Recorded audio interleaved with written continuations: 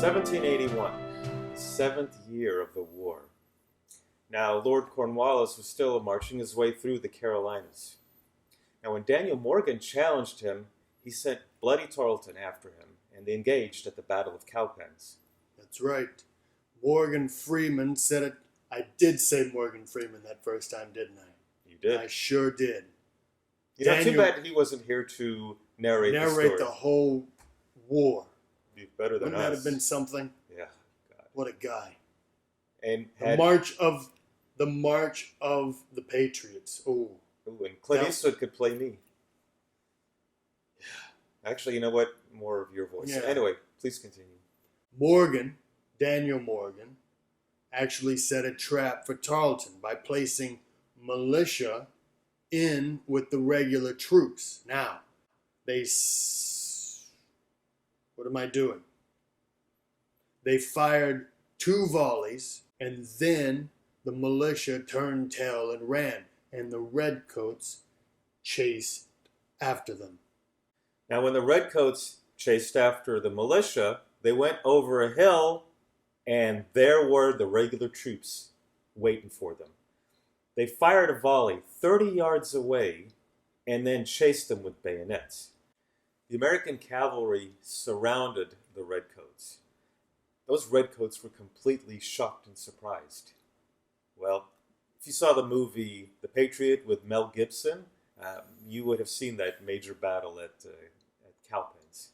Anyway, Tarleton's army was completely annihilated, so that was it for Bloody Tarleton. More like bloody coward. Now, during this time, Cornwallis was giving chase to Nathaniel Greene all over North Carolina. In March, at the Battle of Guilford Courthouse, the two finally clashed, and Cornwallis ended up giving the order to fire grape shot into the firing troops, including into his own men. It's kind of like the movie Braveheart with Mel Gibson, when King Edward Longshanks fired those arrows into the English... I'm sorry. Is this a history of Mel Gibson movies, or is this the history of the American Revolutionary War? Well, I digress. Yes. But, anyway, military intelligence showed that Lord Cornwallis was still stationed at Yorktown, Virginia. So, General Washington and the French general, Comte de Rochambeau, planned a strategy in Connecticut. Thank you. I can tell my own story. Yes, very Snell-like. I remember it vividly. And Rochambeau.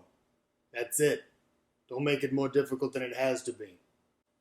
Anyways, the French Navy would sail up to Virginia and trap Cornwallis, whatever his name is, and trap Cornwallis from the sea.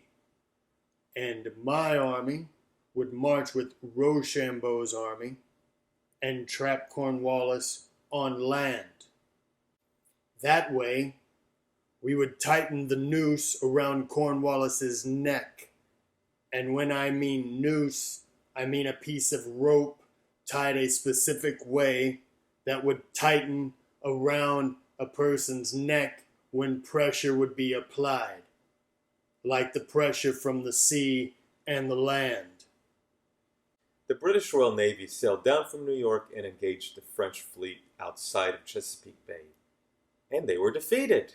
Cornwallis fought valiantly, but he knew the situation was hopeless, because we bombarded him by land and by sea, hence the noose. And after 3 weeks, he surrendered his entire army. Cornwallis was so humiliated after the surrender that he wouldn't even show up for the formal ceremonies and hand him his sword.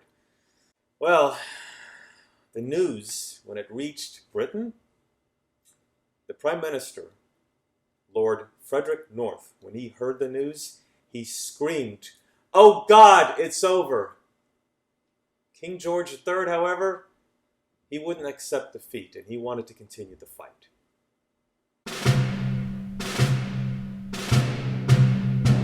We would tighten the noose around Cornwallis's neck. And when I say noose, I mean a piece of rope tied in a specific way around a person's neck. Dang it. We would tighten the noose around Cornwallis's neck.